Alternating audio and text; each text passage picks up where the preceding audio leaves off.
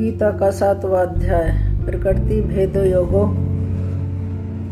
श्री कृष्ण भगवान बोले कि हे पार्थ, मुझ में मन लगा करके मेरे ही आश्रय होकर योगाभ्यास करते हुए मेरे स्वरूप का संशय रहित पूर्ण ज्ञान सुनो। वह पूर्ण ज्ञान मैं तुम्हें सुनाता हूँ, जिसके जानने से तुमको इस लोक में तो क्या कुछ अजानना शेष न रहेगा। सहस्त्रों मनुष्यों में से कोई ही एक सिद्धि प्राप्ति के लिए यत्न करता है। उन यत्न करने वाले सिद्धों में से भी कोई ही मुझे ठीक जान पाता है। पृथ्वी, जल, अग्नि, वायु, आकाश, मन, बुद्धि और अहंकार, यह 8 प्रकार की मेरी प्रकृति माया है और इस प्रकृति को अपरा अचेतन अर्थात जड़ कहते हैं। और हे महाबाहु, इससे दूसरी प्रकृति चेतन है, जिसने संपूर्ण जगत धारण किया है। इन्हीं दोनों प्रकृतियों से सब प्राणी मात्र उत्पन्न होते हैं। ऐसा जानो, यह प्रकृतियां हमसे ही उत्पन्न हुई हैं। इस प्रकार जगत की उत्पत्ति और प्रलय का कारण मैं ही हूँ। हे धनंजय, धागों में जिस प्रकार मणि पिरोई जाती है, उसी भांति यह संसार मुझ में ही गुथा हुआ है। मुझसे परे और कुछ भी नहीं है। हे कुंती पुत्र, जल में रस मैं ही हूँ, चंद्रमा और सूर्य में प्रभा मैं ही हूँ, और सब वेदों में प्रणम मैं ही हूँ। आकाश में शब्द तथा पौरुषों में पौरुष मैं ही हूँ। हे अर्जुन, पृथ्वी में जो सुगंध है तथा अग्नि में तेज मैं ही हूँ। हे पार्थ, संपूर्ण प्राणियों में सनातन बीज रूप मुझको ही जानना। बुद्धिमानों में बुद्धि रूप और तेजस्वियों में तेज मैं ही हूँ। हे अर्जुन, काम और रोग रहित बलवान पुरुषों में बल और पुरुषों में धर्म के विरुद्ध न जानने वाला कर्म भी मैं ही हूँ। जितने सात्विक, राजस, तामस पदार्थ हैं, वे सब मुझसे ही उत्पन्न हुए हैं, परंतु उनमें मैं नहीं रहता हूँ। ये सब मुझसे ही उत्पन्न है। रज, सत्व, तम, ये तीनों गुणों के प्रभाव से यह सारा संसार मोहित रहता है। इस कारण यह इससे परे मुझ अव्यय परमात्मा को नहीं जानता। मेरी यह गुणमयी माया और दिव्य माया अत्यंत दुष्कर है। जो मुझको अनन्य भाव से भजते हैं, वे इस माया को पार कर जाते हैं, और जो पापी, मूढ़, नराधम माया ने जिनका ज्ञान हर लिया है और आसुरी भाव ग्रहण किए हुए हैं, मुझको नहीं पाते हैं। हे भारत श्रेष्ठ अर्जुन, 4 प्रकार के जीव मुझको भजते हैं।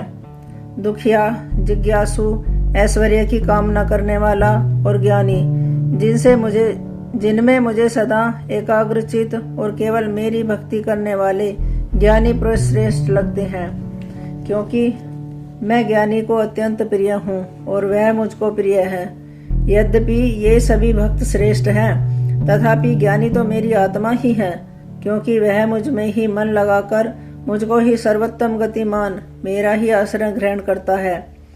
अनेक जन्म के अनंतर ज्ञानी मुझे पा लेता है। ऐसा महात्मा अत्यंत दुर्लभ है, जो सब जगत को वासुदेव में समझे। अपनी अपनी प्रकृति के नियम के अनुसार मनुष्य भिन्न भिन्न काम वासनाओं के अज्ञान में डूबकर उन फलों की चाहना से अन्य देवताओं के अधीन होकर उनकी उपासना करते हैं। हे अर्जुन, जो भक्त श्रद्धा पूर्वक जिन जिन देवताओं का पूजन करना चाहते हैं, उन पुरुषों की उस श्रद्धा को मैं दृढ़ कर देता हूँ। वह इस श्रद्धा से युक्त होकर उस देवता की आराधना करता है, फिर उसको मेरे ही रचे हुए कर्म फल प्राप्त होते हैं। परंतु उन अल्प बुद्धि वालों का फल नाशवान है। देवताओं की आराधना करने वाले देवताओं को मिलते हैं और भक्तजन मुझ में मिल जाते हैं। मेरे अव्यय, अविनाशी, अति उत्तम स्वरूप को न जानकर मंद बुद्धि लोग मुझे अव्यक्त को व्यक्त देहधारी मानते हैं। मैं योग माया से आच्छादित होने के कारण सबको नहीं दिखता हूँ। उसी से मूढ़ लोग अनादि तथा अविनाशी मुझको नहीं जानते। हे अर्जुन, मैं भूत, भविष्य और वर्तमान के सब प्राणियों को जानता हूँ, पर मुझे कोई भी नहीं जानता। हे भारत, हे परंतप, इच्छा और द्वेष से उत्पन्न होने वाले सुख, दुख आदि द्वंद्वों के मोह से जगत के सभी प्राणी भ्रम में फंस जाते हैं। जिन पुण्य आत्माओं के पाप नष्ट हो गए हैं। वह पुरुष द्वंद्व के मोह से छूटकर दृढ़ निश्चय करके मेरी भक्ति करते हैं। जो मेरा आश्रय लेकर जन्म मरण के दुख दूर करने के अर्थ प्रयत्न करते हैं, वे पुरुष ब्रह्मा, आत्मज्ञान और संपूर्ण ज्ञान को जानते हैं। जो अधिभूत, अधिदेव और अधियज्ञ इन सब में व्यापक मुझे जान पाते हैं, वे समाधिष्ठ पुरुष मरण काल में मुझको जानते हैं।